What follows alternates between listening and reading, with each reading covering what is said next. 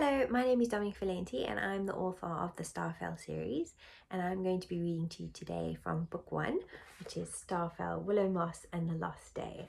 In this story we follow and meet young witch Willow, who has the least impressive power in her family, the ability to find lost things like shoes or socks or her neighbour's missing wooden teeth.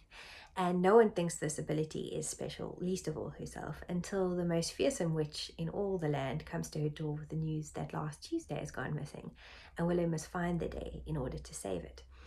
And needing some help on this adventure, she decides to recruit an unlikely accomplice. And this is when we meet her best friend.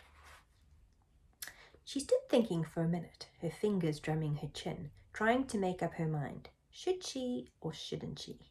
Then she knelt down, and after a bit of scrambling, she pulled out the monster who lived under the bed, clasping him firmly by his long tail. This was to his absolute horror, which sounded like this. "Oh no! Oh, me greedy aunt! A box on you from all the kobolds!" And she put him alongside her worldly belongings. Monster was a bit of a stretch. Oswin was in fact a kobold, a species that only just fell into the classification of monster. But it was best not to tell Oswin this, as he was very proud of his monster heritage. Through groggy slits that exposed luminous orange eyes that hadn't seen daylight for several weeks, Oswin was glaring at her now. His lime green fur was turning a ripe pumpkin colour in his outrage, and his bright green and white striped tail electrified with indignation. "What you go and do that for? Grabbing peoples by the tail? Is that any way to treat a body? No respect, and me being the last kobold and all," he muttered darkly. Then he scratched a shaggy ear with a long, slightly rusty claw and grumbled.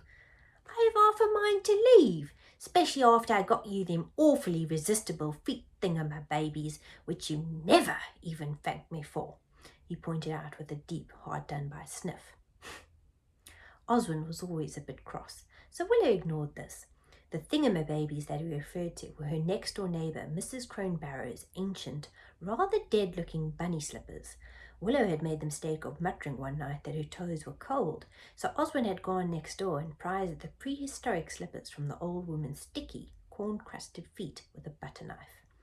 Willow had woken up to the feeling of something warm, wet and icky attached to her feet, followed very closely by the sound of her own screaming when she realized what it was.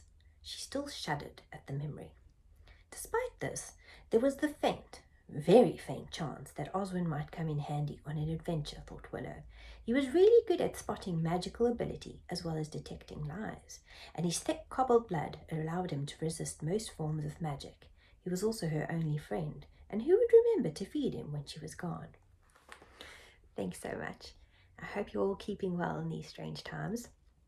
Much love. Bye.